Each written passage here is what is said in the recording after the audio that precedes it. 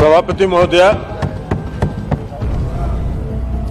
संविधान संशोधन विधेयक 127वें संशोधन विधेयक पर चर्चा हो रही है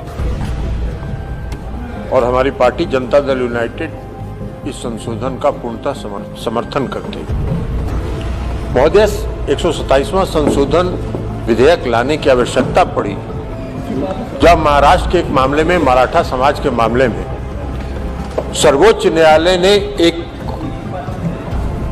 इंटरप्रिटेशन किया संविधान के 102वें संशोधन का, तो उसके आलोक में ये 127वां संशोधन लाना पड़ा। माननीय अधीर रंजन चौधरी जी बोल रहे थे, उन्होंने कहा कि 102वें संविधान संशोधन से राज्यों का अधिकार छीन लिया गया था। नहीं, राज्यों का अधिकार नहीं छीना गया था। मैंने भी पढ़ा 102वां संविधान संशोधन विधेयक।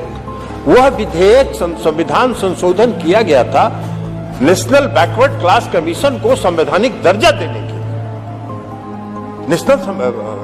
नेशनल बैकवर्ड क्लास कमीशन तो पहले से भी था, कई वर्षों से है, लेकिन कहा आपने तो कभी नहीं उसको संवैधानिक दर्जा देने की बात सोची। इस सरकार की यह प्रतिबद्धता थी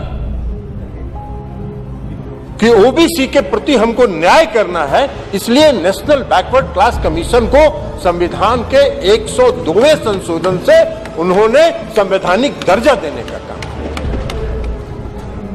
अब आप 127वां संविधान, सरकार की नीयत है, आप सरकार की नीयत पर सवाल उठा रहे थे।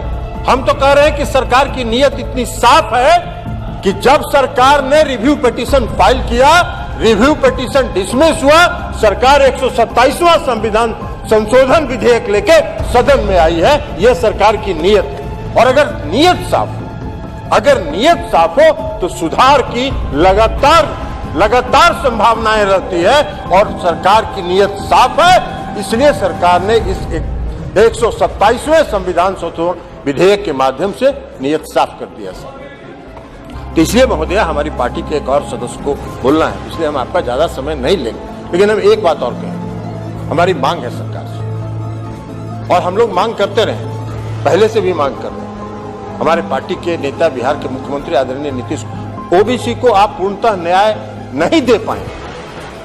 जब तक 1931 में जातीय जनगणना हुआ और 1931 के बाद आज तक जातीय जनगणना नहीं हुई,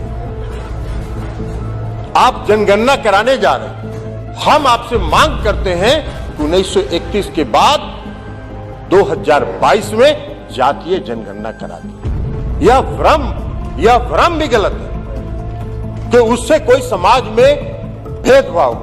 नहीं, समाज के हर तबके की आबादी बढ़ी है।